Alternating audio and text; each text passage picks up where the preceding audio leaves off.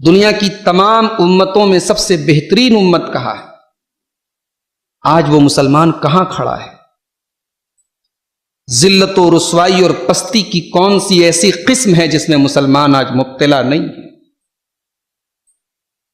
کتے اور بلی اور جانوروں کے حقوق کی تنظیمیں موجود ہیں، مسلمان کے حقوق کی کوئی پرواہ کرنے والا نہیں۔ مسلمان کی عزت و آبرو پر حملے ہوں، ان کی عورتوں کی آبروئیں لوٹی جائیں، اس کے جوانوں کو تحت تیق کیا جائے، اس کی پراپرٹیز کو لوٹا جائے، کوئی آواز اٹھانے والا نہیں، جبکہ ایسا نہیں ہے کہ ان کی تعداد کم ہے۔ 1.5 سے 2 ارب کی تعداد ہے دنیا میں ان کی، 50 کے قریب ممالک ہیں ان کے اپنے، دولت کی کمی نہیں، وسائل کی کمی نہیں، تعداد کی کمی نہیں،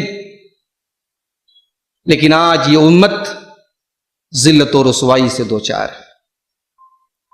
تو سب سے پہلا سوال تو یہی پیدا ہوتا ہے کہ یہ ذلت اور یہ رسوائی اس امت کے لیے جسے دنیا کی سب سے معزز امت اللہ تبارک و تعالیٰ نے بنایا ہے، اس امت کا یہ حال کیوں ہے؟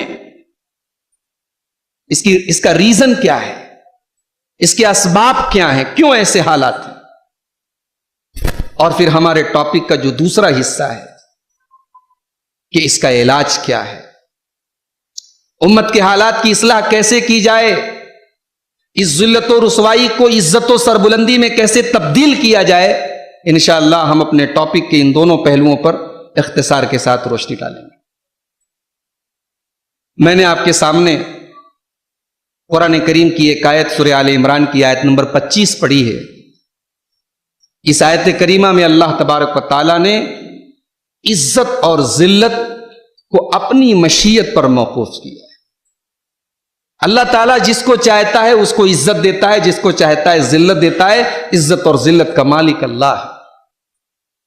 قُلِ اللَّهُمَّ مَالِكَ الْمُلْكِ تُؤْتِي الْمُلْكَ مَن تَشَاءُ، اے نبی آپ یہ دعا کیجئے، اللہم مالک الملک، اے اللہ تو بادشاہت کا مالک ہے، ساری کائنات کی بادشاہت تیرے ہاتھ میں، تُؤْتِي الْمُلْكَ مَن تَشَاءُ، تو جس کو چاہتا ہے بادشاہت عطا فرماتا ہے، وَتَنزِعُ الْمُلْكَ مِمَّن تَشَاءُ، تو جس کو چاہتا ہے اقتدار سے محروم کر دیتا ہے، جس کو چاہتا ہے کرسی پر بٹھا دیتا ہے، حکومت کا مالک بنا دیتا ہے، اور جس کو چاہتا ہے حکومت سے محروم کر دیتا ہے۔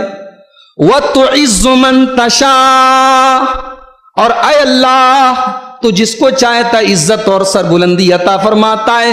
وَتُذِلُّ مَن تَشَاءُ، اور جس کو چاہتا ہے ذلیل و خوار کر دیتا ہے، پست کر دیتا ہے۔ بِيَدِكَ الْخَيْرُ، دنیا کی ساری خیر و برکت تیرے ہی ہاتھ میں ہے۔ اِنَّكَ عَلَىٰ كُلِّ شَيْءٍ قَدِيرٌ، اے اللہ تو ہر چیز پر قادر ہے۔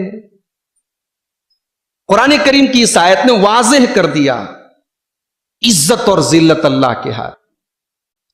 اگر آج ہم دنیا میں ذلیل و خوار ہیں تو ہمیں اور آپ کو یہ بات یاد رکھنی چاہیے کہ اللہ تبارک و تعالی ہی ہمیں دوبارہ عزت دے سکتا ہے۔ اسی لیے اللہ تعالیٰ سورہ فاطر کے اندر فرماتا ہے، من کان یرید العزت فللہ العزت جمیعا، میرے بندو اگر تم عزت پانا چاہتے ہو، تم زمانے میں معزز ہونا چاہتے ہو، تم اپنی عزت کو بحال کرنا چاہتے ہو، فللہ العزت جمیعا، ساری کی ساری عزت اللہ کے پاس ہے۔ اللہ سے لو لگا لو، اللہ سے تعلق مضبوط کر لو، اللہ سے دعائیں کرو، اللہ کے بارگاہ میں آ کر تم عزت کا مطالبہ کرو، عزت کا سوال کرو، کیونکہ عزت دینے والا وہی ہے۔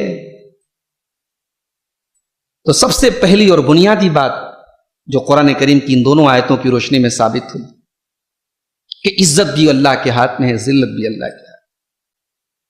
جب ہم اللہ کے دین پر تھے، اللہ کے بتائے ہوئے راستے پر تھے، ہم معزز تھے، دنیا میں ہمارا ایک رعب تھا، ایک دبدبہ تھا، ایک قیمت تھی، ایک وزن تھا، ایک ویلو تھی۔